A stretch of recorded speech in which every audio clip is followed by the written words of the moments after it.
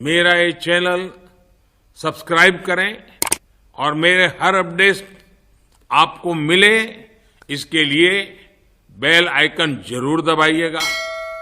आप सभी को मेरी ढेर सारी शुभकामनाएं। जय श्री कृष्ण दोस्तों आज मैं मणिपुर के बारे में एक ऐसी इन्वेस्टिगेटिव रिपोर्ट दिखाने जा रहा हूं जिसे देखने के बाद आपका एनजीओ की दुनिया से भरोसा उठ जाएगा। और यकीन मानिए आज की मेरी ये रिपोर्ट देखने के बाद आपको मणिपुर जलने के पीछे की असली वजह पता चल जाएगी और उसको जलाने वाले लोगों के चेहरे से पर्दा हट जाएगा।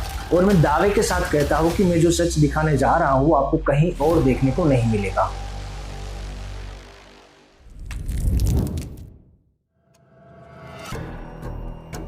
तारीख 11 अगस्त 2022 को मणिपुर में एक महिला पकड़ी जाती है और इस महिला की जब तलाशी ली जाती है तो इस महिला के पास नॉर्वे का एक्सपायर्ड पासपोर्ट और वीजा मिलते हैं। पुलिस जब आगे छानबीन करती है तो पता चलता है कि ये कोई आम टूरिस्ट महिला नहीं है पर म्यांमार की एक खूंखार आतंकी।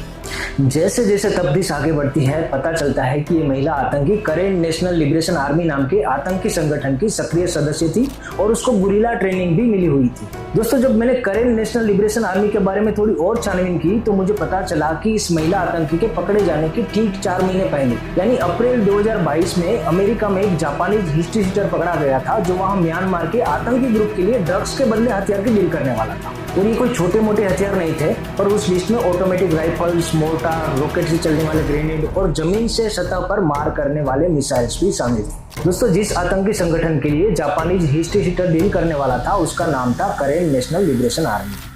जी हाँ, वही आतंकी संगठन जिसकी महिला आतंकी मणिपुर में पकड़ी गई थी। दोस्तों आतंकियों की मदद के लिए कोई देशभक्त वकील कभी आगे नहीं आते पर इस महिला आतंकी की मदद के लिए लुएंटम बबलू नाम का व्यक्ति आगे आता है। बबलू इस महिला आतंकी को लीगल मदद करता है और कुछ महीने बाद यानी फरवरी 2023 में उसे बेल पर छुड़ा भी लेता है। इसके बाद उस महिला आतंकी के लिए एक एनजीओ में रहने की व्यवस्था भी करता है। मैंने जब छानबीन की तो मुझे उस एनजीओ के मालिक का एक इंटरव्यू मिला जिसमें वो बता रहा है कि कुछ अनजान लोग चूरा चांदपुर इलाके से उस महिला आतंकी को मिलने आते थे। दोस्तों चूरा चांदपुर कुकी बहुल इलाका है और ज्यादातर कुकी कम्युनिटी के लोग क्रिश्चियन है पर कुछ लोग इस्लाम को भी मानते हैं। और सिर्फ 3 महीने बाद वही चूरा चांदपुर इलाके से मणिपुर हिंसा की आग भड़कती है और पूरे मणिपुर को अपने कब्जे में ले लेती है। मणिपुर में जैसे ही हिंसा भड़कती है बबलू उस महिला आतंकवादी के लिए एक एयर टिकट की व्यवस्था करता है और वहां से भागने में मदद करता है। आगे क्या होता है मैं आपको थोड़ी देर में बताऊंगा। आइए मैं अभी आपको मणिपुर के कुछ अनजान तथ्यों से अवगत कराता हूँ। दोस्तों बहुत ही कम लोगों को पता है कि मणिपुर और म्यांमार के बीच बिना फेंसिंग की 400 किलोमीटर लंबी बॉर्डर है और यहाँ पर फ्री मूवमेंट रेजिम करार लागू होता है। इस करार के तहत म्यांमार और मणिपुर के जो कुकी ट्राइब है वो 16 किलोमीटर तक बिना किसी वीजा या रिस्ट्रिक्शन ट्रैवल कर सकते हैं। दोस्तों ये एरिया गोल्डन ट्रायंगल के अंतर्गत आता है जो दुनिया के सबसे बड़े ड्रग उत्पादक एरिया में से एक है। और दोनों देशों में रहने वाले कुकी ट्राइब के ज्यादातर लोग इस ड्रग के उत्पादन के साथ जुड़े हुए हैं। दोस्तों जब ड्रग्स की बात आती है तो एक नाम याद आता है पाब्लो एस्कोबार। आप में से कई लोग इस नाम से परिचित होंगे क्योंकि पाब्लो एस्कोबार पर एक वेब सीरीज भी बनी है। पाब्लो एस्कोबार 90 के दशक का एक कुख्यात कोलंबियन ड्रग लॉर्ड था और जब कोलंबिया की सरकार ने ड्रग्स के खिलाफ एक्शन लिया तो पाब्लो एस्कोबार ने कोलंबिया को भी ऐसे जलाया था जैसे मणिपुर अभी जल रहा है। कोलंबिया का जो ये ड्रग्स बिजनेस था उसमें जॉर्ज सोरोस का भी इन्वेस्टमेंट था। जी हाँ, भारत और दुनिया भर के वामपंथियों के पापा सोरोस ने पाब्लो एस्कोबार के ड्रग बिजनेस में पैसा इन्वेस्ट किया था और कमाया था। मैं जब सोरोस के ड्रग्स के बिजनेस के बारे में छानबीन कर रहा था तो मुझे एग्जीक्यूटिव इंटेलिजेंस रिव्यू यानी EIR की एक रिपोर्ट मिली। इस रिपोर्ट में डिटेल में लिखा है कि कैसे सोरोस ने कोलंबियन ड्रग्स कार्टेल में पैसा इन्वेस्ट किया था। डायरेक्ट इन्वेस्टमेंट के अलावा सोरोस ने उसके करीबी गिलिंस्की परिवार के जरिए भी कोलंबियन ड्रग्स कार्टेल में पैसा लगाया था। EIR की इस रिपोर्ट में बताया गया है कि कैसे सोरोस ने डायरेक्ट और गिलिंस्की परिवार के द्वारा 2 बैंकों को खरीदा और बाद में कैसे उसका उपयोग ड्रग मनी को लॉन्डर करने में किया गया। मैंने ये क्लेम वेरीफाई करने के लिए थोड़ा और रिसर्च किया तो मुझे गिलिंस्की द्वारा फोर्ब्स मैगजीन को दिया गया एक इंटरव्यू मिला जिसमें वो बता रहा है कि कैसे वो सोरोस से मिला और कैसे सोरोस ने उसको पैसे इन्वेस्ट करने के लिए दिए। चलिए फिर से मणिपुर और म्यांमार पर आते हैं। 90 के दशक के शुरुआती सालों में सोरोस ने कोलंबिया में ड्रग्स में हजारों करोड़ कमाए।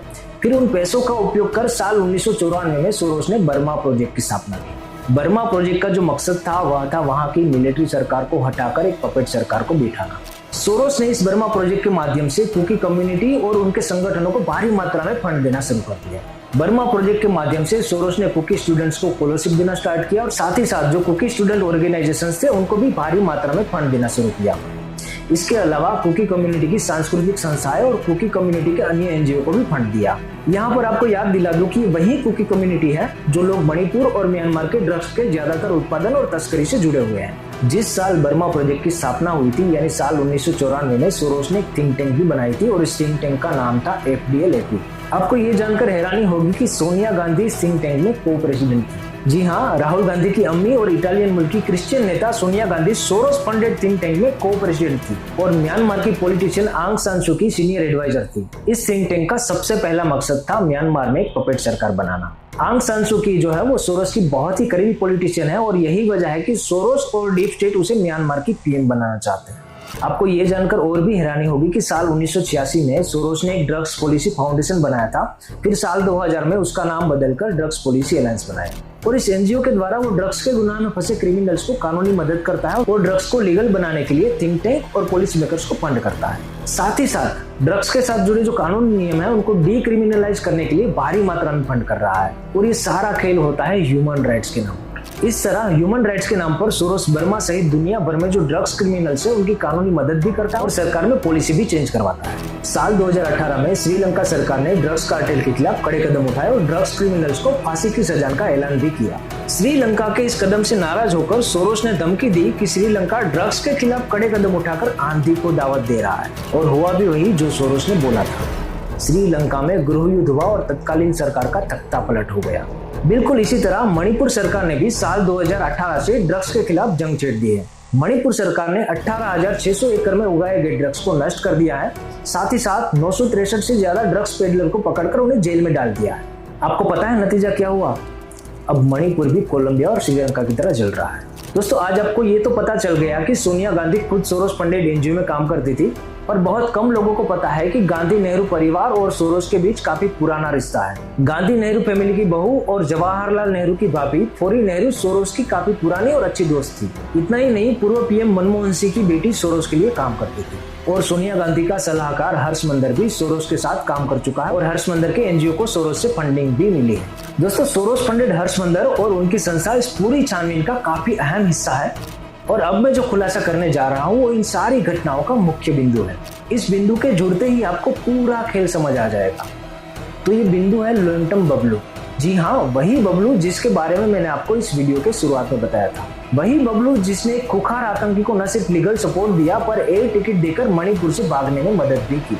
और याद रखिए, उसी एरिया में मणिपुर की हिंसा भड़की थी जहां वो महिला आतंकी ग्राउंड पर एक्टिव थी। दोस्तों, जब मैं तहकीकात कर रहा था तो मुझे उस वक्त बड़ा झटका लगा जब पता चला कि ये जो बबलू है वो सोरोस फंडेड हर्ष मंदर की जो संस्था है सेंटर फॉर इक्विटी स्टडीज, उसका वो गवर्निंग बोर्ड मेंबर है।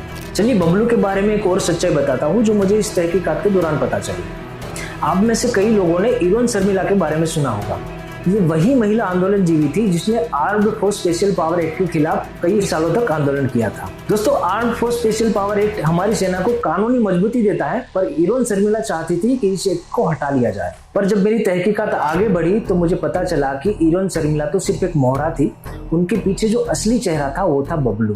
बबलू जो है वो इरोन को हर तरह की मदद कर रहा था और इरोन बबलू की NGO की सदस्य भी थी और AFSP हटाने के लिए बबलू का साथ दे रहे प्रोपेगेंडा वेबसाइट अल्ट न्यूज के संस्थापक निरहरी सिन्हा उनके जन संघर्ष मंच के NGO के द्वारा। इतना ही नहीं दोस्तों, बबलू सोरोस फंडेड और भारत में लेफ्टिस्ट को कानूनी मदद दिलाने वाले कोलिन गोंसाल्विस की संस्था ह्यूमन राइट्स लॉ नेटवर्क के फाउंडिंग बोर्ड मेंबर भी है और यही वजह है कि HRLN मणिपुर हिंसा के तुरंत बाद कुकी को सपोर्ट करने के लिए सुप्रीम कोर्ट पहुंच जाती है। इस ह्यूमन राइट्स लॉ नेटवर्क यानी HRLN को सोरोस, यूरोपियन यूनियन, जर्मन सरकार और कई ईसाई मिशनरी फंड करती है। यहाँ आपको एक बात बता दूं, यूट्यूबर ध्रुव राठी की पत्नी जर्मन है और वो जर्मनी सरकार की DW मीडिया के लिए काम करती है। ध्रुव राठी और हर्ष मंदर पर मेरा पिछला वीडियो जरूर देखिए। अब आप ये तस्वीर देखिए, ये यूरोपियन पार्लियामेंट का मेंबर है जो जुबैर के समर्थन में प्ले कार्ड लेकर खड़ा है।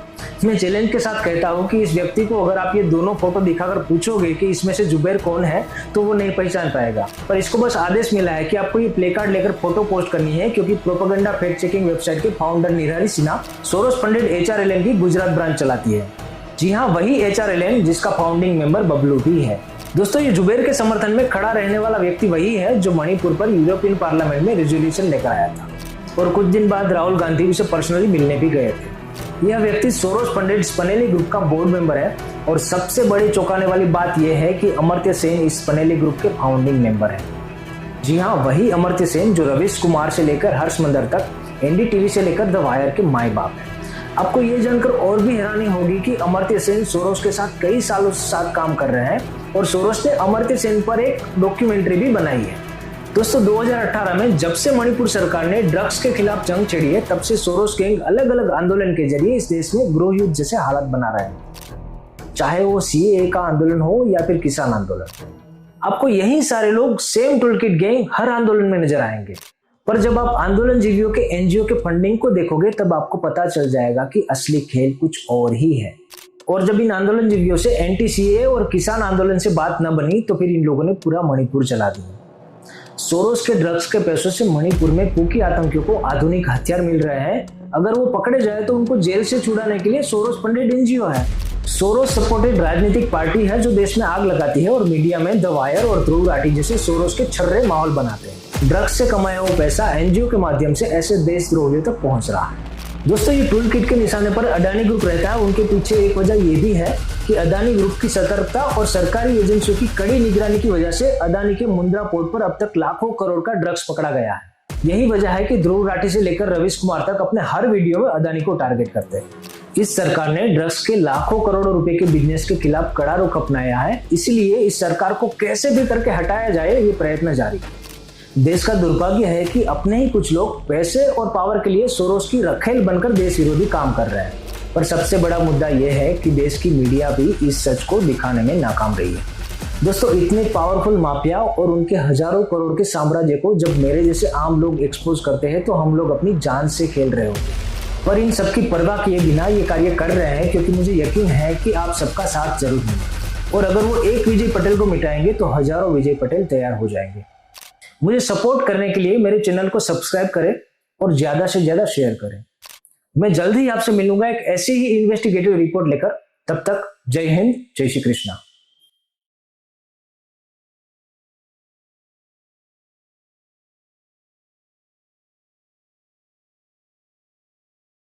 मेरा ये चैनल सब्सक्राइब करें और मेरे हर अपडेट आपको मिले इसके लिए बेल आइकन जरूर दबाइएगा। आप सभी को मेरी ढेर सारी शुभकामनाएं।